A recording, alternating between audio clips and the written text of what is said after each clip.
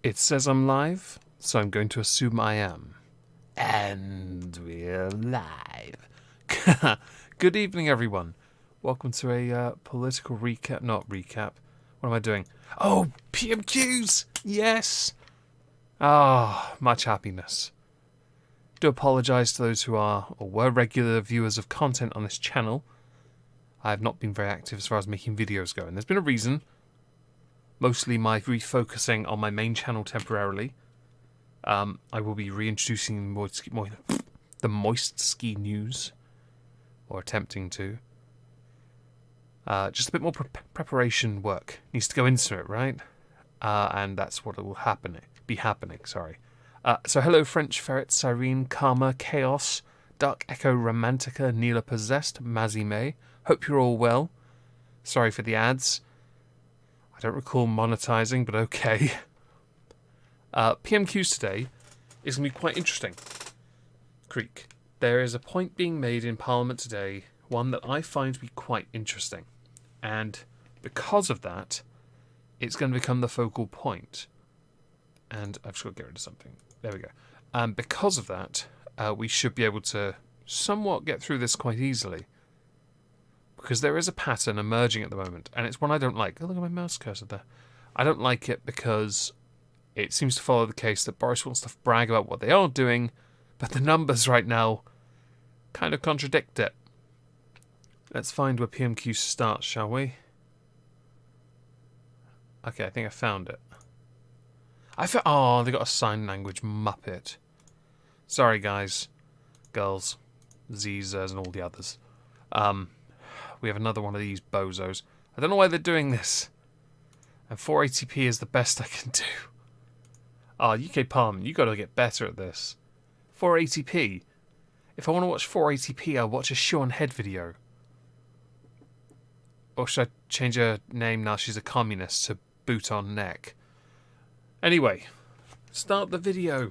A short statement. That is very quiet. Hang on.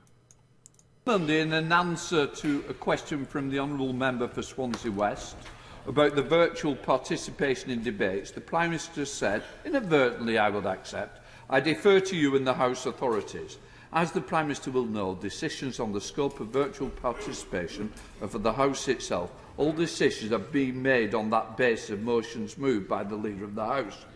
I know that the House of Common Service will be more than happy to facilitate virtual participation in debates if the House voted for it. And if the government wished to pass me the power, I'm more than happy to accept it. But the decision to bring forward the relevant motion is a matter for the Prime Minister and the government he leads, not for me and the House authorities. Right, let us get underway, Prime Minister. Shelley's fora. Prime Minister. Mr. Speaker, this morning I had meetings with ministerial colleagues and others. In addition to my duties in this House, I shall have further such meetings later today. Mr. Shelley's fora. Thank you. I was expecting some virtue, you know, the usual spiel of we pay tribute to or we do blah blah blah blah blah. But no, I'm okay with this. Mr. Speaker, during this pandemic, in my constituency of North West... I like they're calling it pandemic at this point. We may as well just call it by its correct name. Write off. Because that's what this year has become to the majority of people. Whether it be people who lost all their work, people locked in, people who are immunocompromised, or people who can't get the treatment they need because hospitals can't seem to balance helping the needy with the new guidelines. Yes. To the point where, and I just want to throw this in now because of recent knowledge, there is rumblings in my family's life that we'll have to pursue private care for someone because they won't help him, even though they should. Fingers crossed for no technical issues. I hope so too, Cyrene. No masks, lock them all up. Don't. I'll get a comment after this saying, why is Omegon perpetuating the COVID-19 myth? It's the herding of people. Wake up, sheeple. West Cambridgeshire, I have seen a number of instances of ordinary citizens doing extraordinary work, helping the elderly and the vulnerable.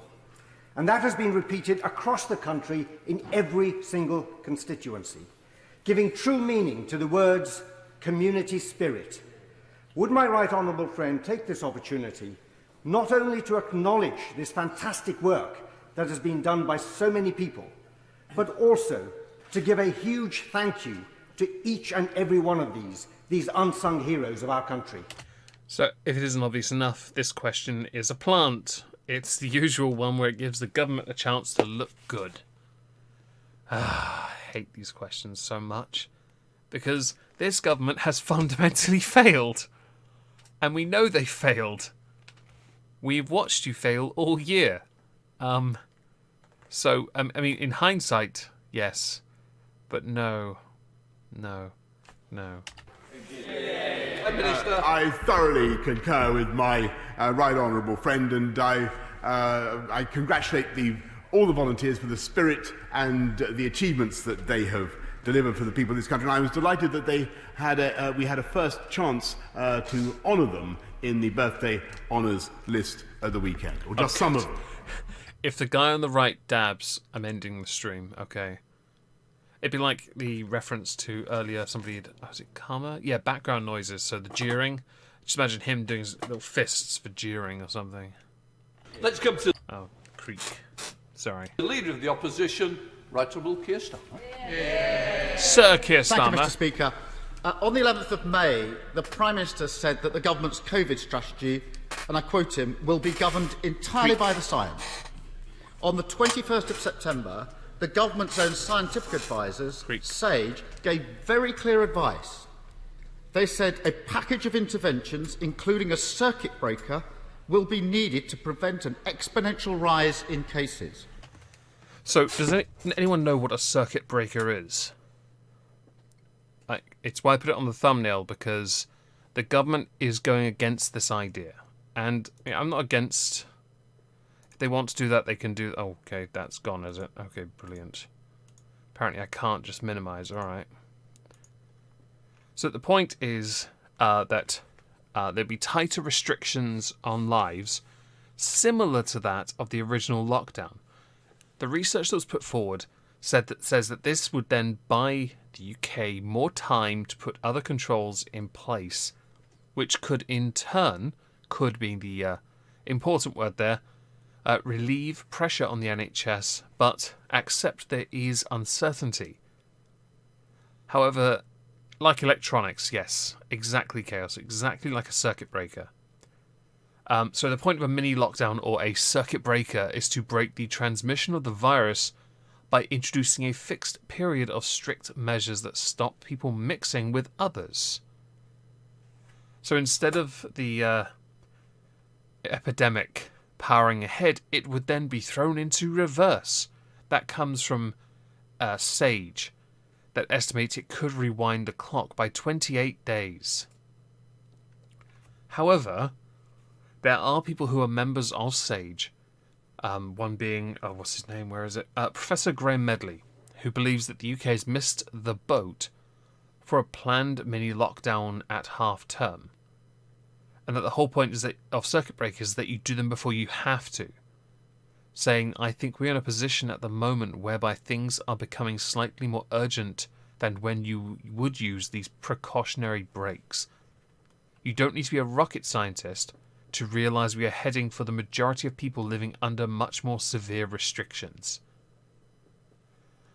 At this present moment, though, this paper, which has been seen by many tabloids, is not publicly available, and it has also not been reviewed by scientists. It's been obviously posited by SAGE, who are the Scientific Advisory Group for Emergencies, but it hasn't been reviewed at large. The paper itself also says that it could reduce deaths between 29 and 49%, but this then depends on the trajectory of the epidemic. So, for example, the faster the virus spreads this winter, the more effective a circuit breaker would be now. So, they believe the number of saved lives between now and the start of 2021 could range between 800 and 106,000. However, highest numbers are highly unlikely to happen, obviously. I will link a relevant article in the chat that I've been citing this from, because it is important to know this. It does crop up. So I'm going to post that there. And where's the video? There it is. Press play. Why did the Prime Minister reject that advice and abandon the science? Exactly, Chaos. Prime Minister. I should say, for the sake of it, Boris even answers. First of all, yes, you're exactly right. But it is a theory by Sage, which is they're kind of like the pinnacle in the UK at the moment. So it's one of those weird ones. It needs to be reviewed and be put to, you know, some kind of peered reviewing. It needs to go through that. But it's tricky. The government, the reason why everyone supports... Oh, hang on. Creak. Sorry. Itchy foot. It's better. The reason the government is not supporting a circuit breaker is because of the system they've introduced. Theirs is a 3-tier system. Based on track and trace, if your region is, let's say, green, you're fine. You have more freedoms than you would if you're amber or red. If you're amber, not so much. You have less. And if you're red, better hunker down. It's going to be a long winter in a very, very boring house. You better stock up on video games and Mountain Dew, Doritos, and loo roll. All the loo roll. If you have children, buy all the loo roll. I'm not saying panic, but if you've got kids, you may as well, because they're a nightmare.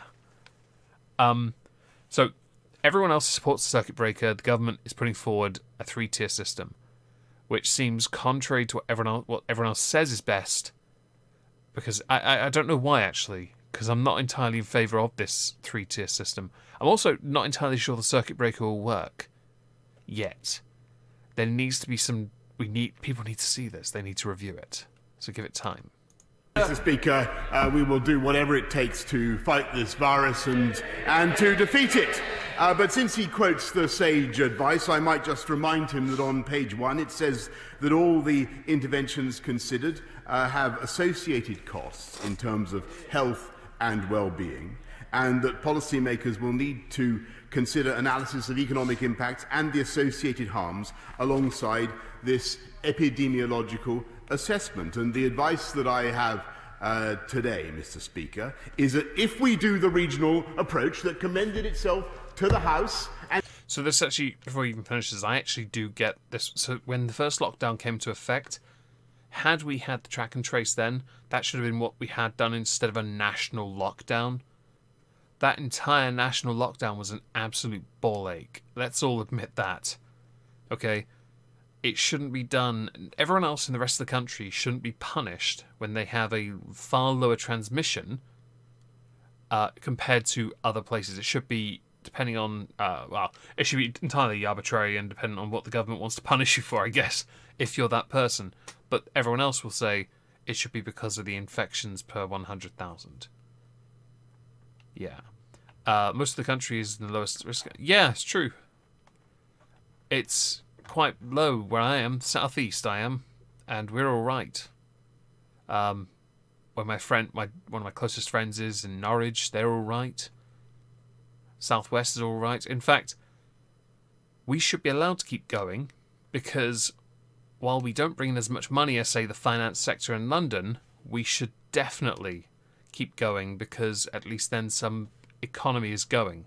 I know Sadiq Khan in London wants to, even if it's one borough in London, he wants to lock the entire London down. And I'm sat here like, mate, what the fuck are you doing?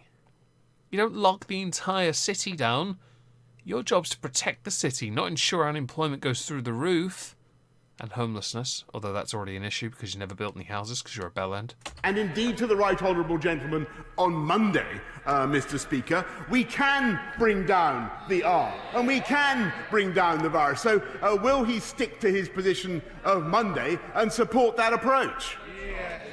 The answer will be no because he's in favour of the circuit breaker, so he won't support you anyway. I don't think that approach goes far enough. And neither does Sage. And the Prime Minister... The Prime Minister talks of the costs. Since he rejected Sage's advice on the 21st of September, I remind him, the R rate has gone up The infection rate has quadrupled. Hospital admissions have gone from 275 a day to 628 a day in England. Yesterday, 441 COVID patients were on ventilators, and the number of deaths recorded was tragically the highest since June the 10th. That's the cost of rejecting the advice. Sage has a clear view on why that's happening. What's the Prime Minister's view on why these numbers are all heading in the wrong direction? Well, Mr. Speaker, I set that out very clearly in the House on Monday, and the difference between this stage of the pandemic and March and April, as the House knows very well, is that the disease is appearing much more strongly in some parts of the country than in others. And yeah, that's it. Yeah, it froze. Sorry, that was me. I tabbed out. Apparently, I'm not allowed to on this version of OBS. Apparently. Hello to Disconnart and Russell Burnham. Hope you're well. He wants money with the council. That's true. True, Khan is pretty feckless. This what he just said, Boris. There, it's affecting some areas. It's a bit of an obvious statement, but it means jack shit unless you know why it's happened. Right? We have no idea. No idea at all. Let's just let's ignore the dense populations, shall we? And people flouting rules and all that shit. I think at this point we should just leave it to natural selection. Just get back to business as usual. But if people keep on flouting the rules, don't give them access to the NHS. Simple as that. No, I'm kidding. I'm okay for No Lives Matter at this point. In Liverpool, for instance, alas, the figures are now running at 670 cases per 100,000 against 33 cases per 100,000 in Cornwall. 540 cases per 100,000 in Newcastle, alas, against 32 in Norfolk. And that is why the tiered approach, the three-tiered approach that we set out on Monday and that he then supported is the right way forward. Yeah, it was before the Sage advice came out. I do tend to agree to an extent that the entire country shouldn't be locked down. It should be means assessed. Right? But it's a tricky one, and because Keir Starmer is the opposition, he's not going to agree with you. Get used to it. And we want to put in the most stringent measures necessary in the places where the virus is surging in order to get it down where it is surging, Mr. Speaker. That is the logical thing to do. So will he get on to his Labour friends in those parts of the north of England where we want to work with them to put those very stringent measures in place in order to deliver the reductions that the whole country wants to see? Will he support those measures? Because he wouldn't support them last night, Mr. Speaker. Yes, Starmer. Hello, Mad Max. It's not cases but deaths that are important. That is true, but they have been obsessing over infection rate, and the death rate has now officially cropped into the hundreds, which is obviously quite tragic. The infection rate, though, is still incredibly high, with the death rate being a very low number at the moment. But they're going to obsess over this, and it's going to become a huge issue. I reckon we'll have another early election when this is over. And I think Conservatives will be done at that point. Mr. Speaker, I think the Prime Minister's behind the curve again. He probably hasn't noticed that this morning the council leaders in Greater Manchester that he's just quoted, including the Mayor and including the Conservative leader of Bolton Council, have said in a press statement that they support a circuit break above Tier 3. I just want to correct him. The leader of the council in Bolton, the Conservative leader, put out a statement after this saying, "Fuck no, fam. I did not say that. Piss off." Dan, I'm in the southeast. Yeah. Well, one of us. Restrictions. Keep up, Prime Minister. A bit ironic, I guess, now, isn't it? The big problem the Prime Minister has, and it's from the Sage minutes that make it absolutely clear that his two main policies, track and trace and local restrictions, simply haven't worked. And we can't stand by. In June, the Prime Minister told me that track and trace would play a vital part in ensuring that we do not have a second spike this winter. His words.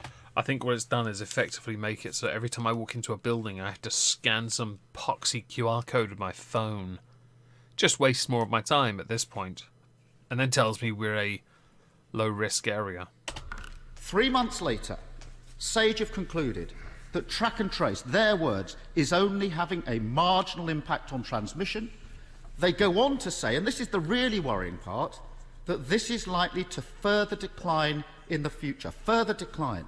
So let's not have the usual nonsense that anyone asking the Prime Minister a question about track and trace is somehow knocking the NHS. Well, just to address Russell Burnham there, South East supremacy. In the county I'm in, Kent, it is called the Garden of England. It is not Father Nurgle's garden. Get fucked, Nurgle. This is SAGE's assessment, the government's own advisers. So after £12 billion, let's have a straight answer. Why does the Prime Minister think that his track and trace system has gone so wrong? Mr. Speaker, it is thanks to NHS Test and Trace that is now testing more people than any other country in Europe, that we know that... We really shouldn't be comparing ourselves to other countries in Europe.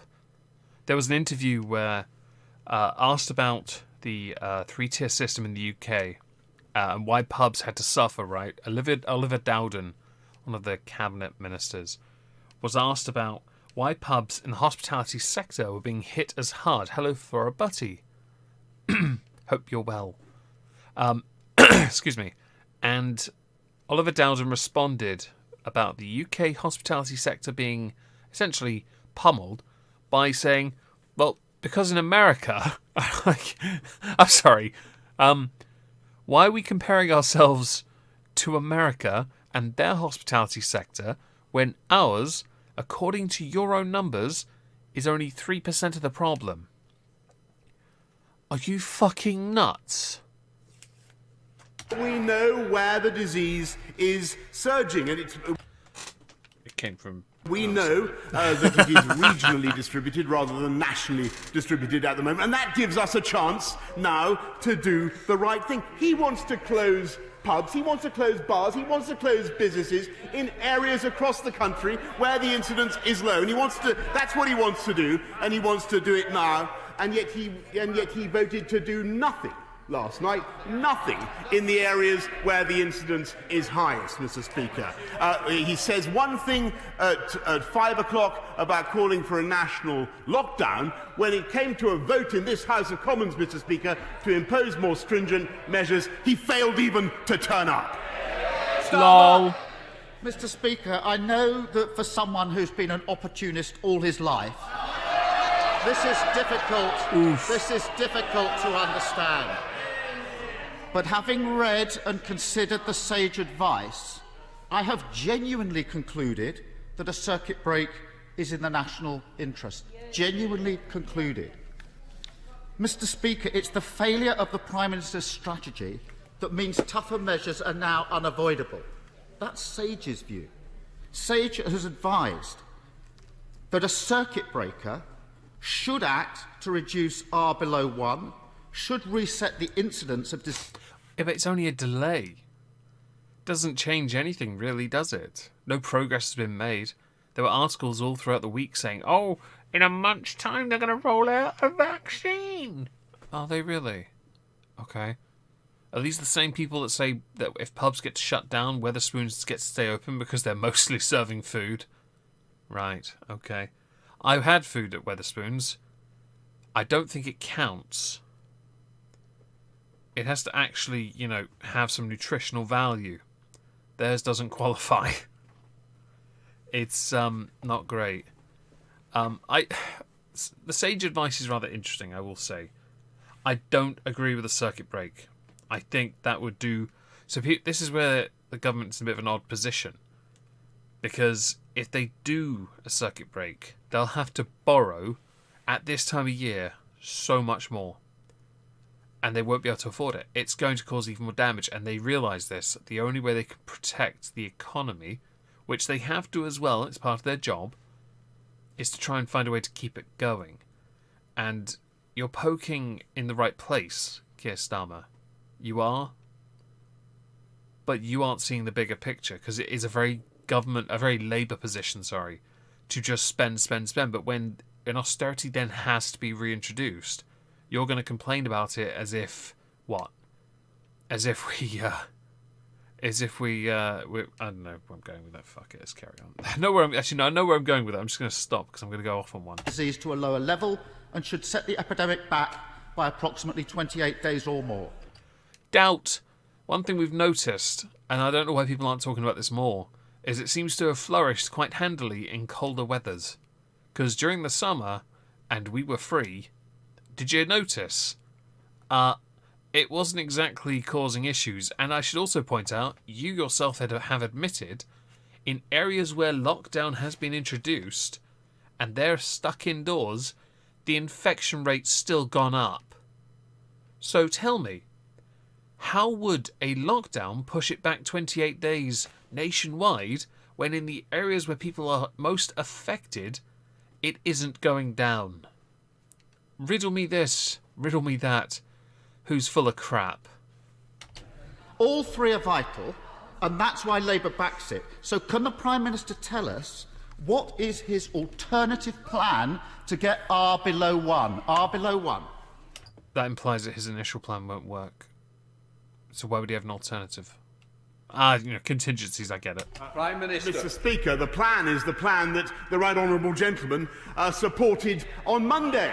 And the whole point, Mr. Speaker, is to seize this moment now to avoid the misery of another national lockdown into which he wants to go headlong by delivering a regional solution. And, Mr. Speaker, opportunism is, I'm afraid, the name of the game for the party opposite, because they backed the rule of six, or he backed the rule of six, and then refused to vote for it. I think at 3 o'clock, Mr. Speaker, the Shadow Health spokesman said that a national lockdown would be disastrous. At 5 o'clock, he was calling for it, Mr. Speaker.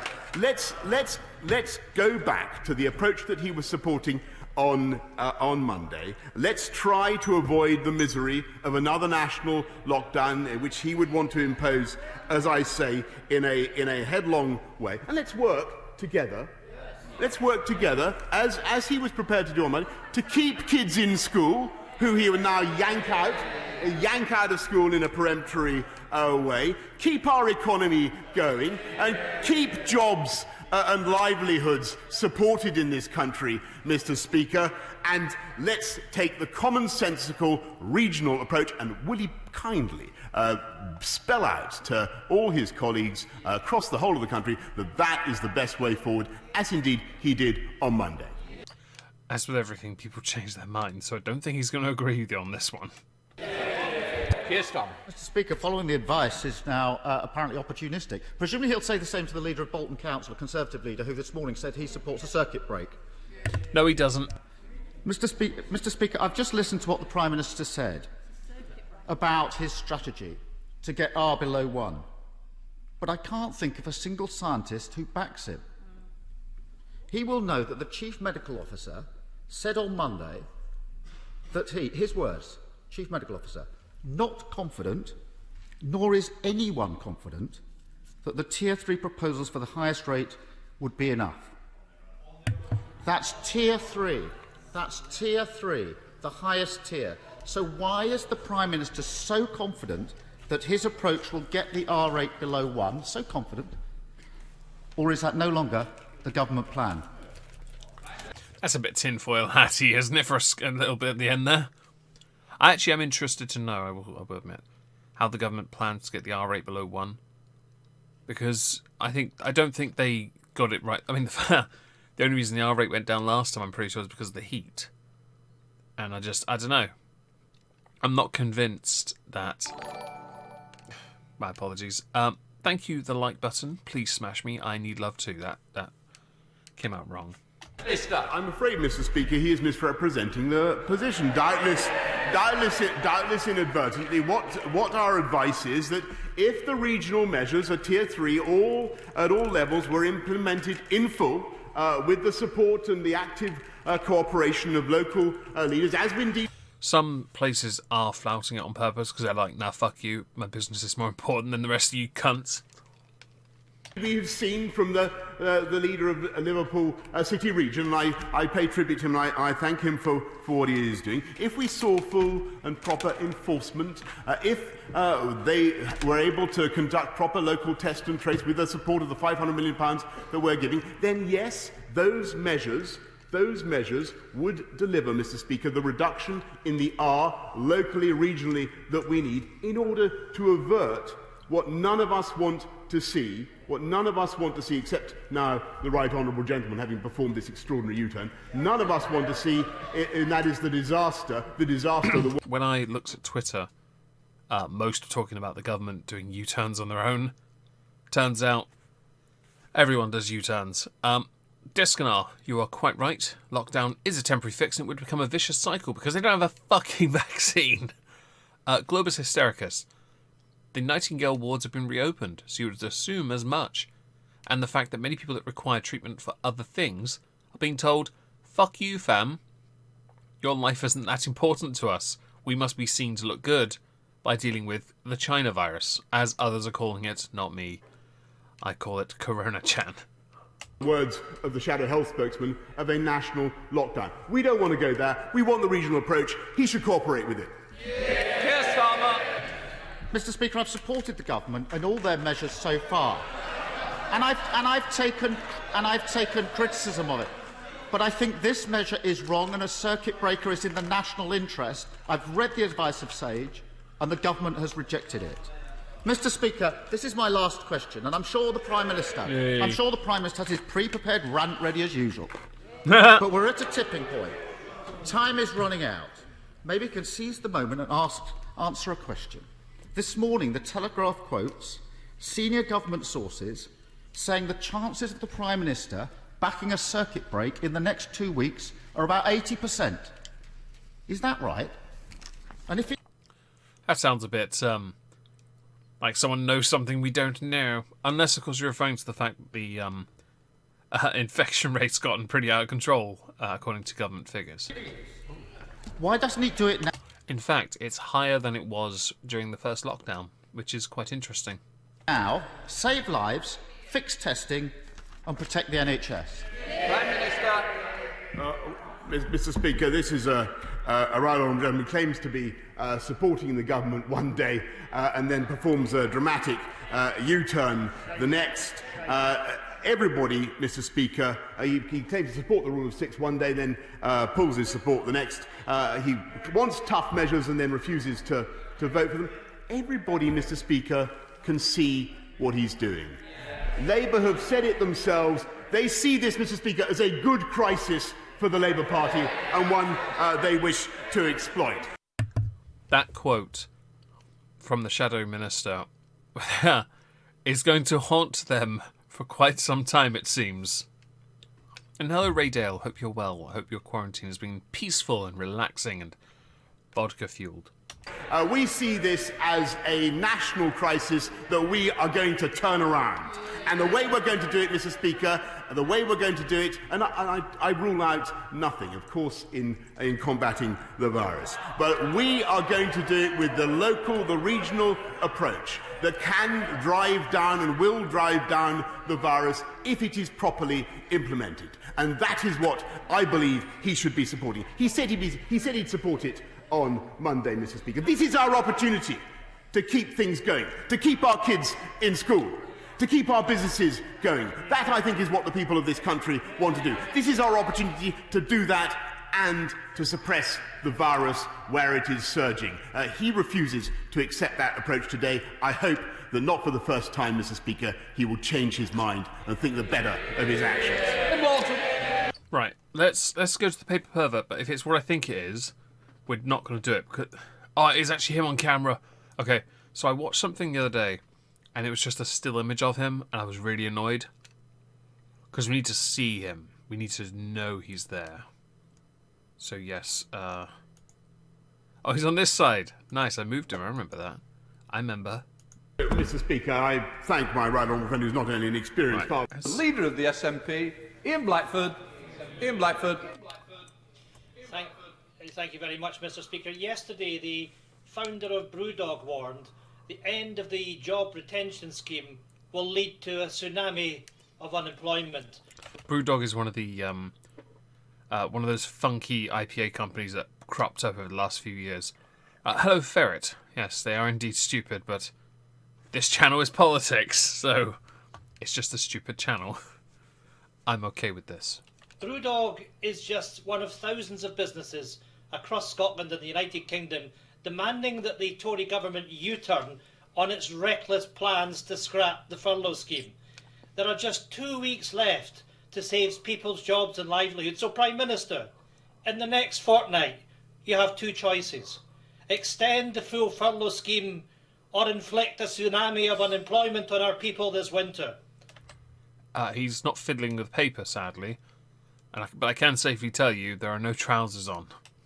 What is the Prime Minister going to choose? Minister. Well, I thank the right honourable gentleman. As he knows, the Chancellor's already unveiled the job support system scheme, which will go through till next year. And for those I can't wait to get my 20%. on low incomes, they will also have the additional benefit of universal credit, which again is going through in its uplifted form, 1,000 extra per year through to next April. It isn't much, but, you know. Earthman Brick, hi. Beer is not keto, beer can F off, gives me whiskey. I am 100% in your, like, yeah, I'm with you. Totally with you on that. At least. Ian Blackford. My goodness, Mr. Speaker, that answer really does just show that the Prime Minister doesn't get it. Universal credit, is that really what the Prime Minister is saying to those that could be saved? People don't want to hear of these boasting and the excuses that we get. They want action, and these half measures don't cover it. Why can't he look at the camera? Why can't he? Is he looking at the screen from the chamber? It's really bad. Can you look at the camera? I want to see your psycho eyes as you fit. Make eye contact while you're touching paper, or as Discards put it, using it as a flashlight. Thousands. Or because of who he is, I doubt it's a flashlight. I think it might be a Tenga egg.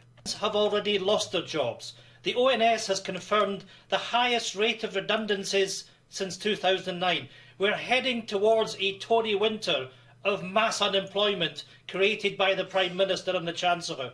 We know what the Prime Minister's Tory colleagues are saying.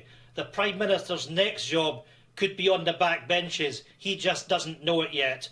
If the Prime Minister won't U-turn on his plans to scrap furlough, does he realise he will never, not ever be forgiven for the damage he's just about to cause to people up and down Scotland?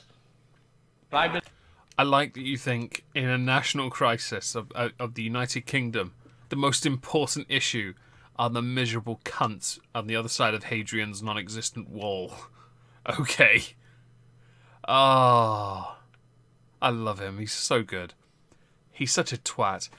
There's no point going to Boris because there's just nothing added here. He just bleats on about blah, blah, blah, don't care. Let's go back here. Hi. Paper pervert's gone, everyone. We're done. It's over. We can all rest easy knowing this went semi-smoothly. Thank you all for joining, by the way. I am going to try and make a video tomorrow. Yeah, maybe. Yeah. Possibly going into the circuit breaker thing, because I think it's more interesting to do a more structured format video on that. So do keep your eyes open for that. Otherwise, I'll be back here on Friday with Trups. What do you do with that bog roll? He's got millions. He probably has a fair few bog rolls hidden around. Anyway, thank you very much for joining. I shall now go do things, because I'm that guy. And I'll see you all later. Bye.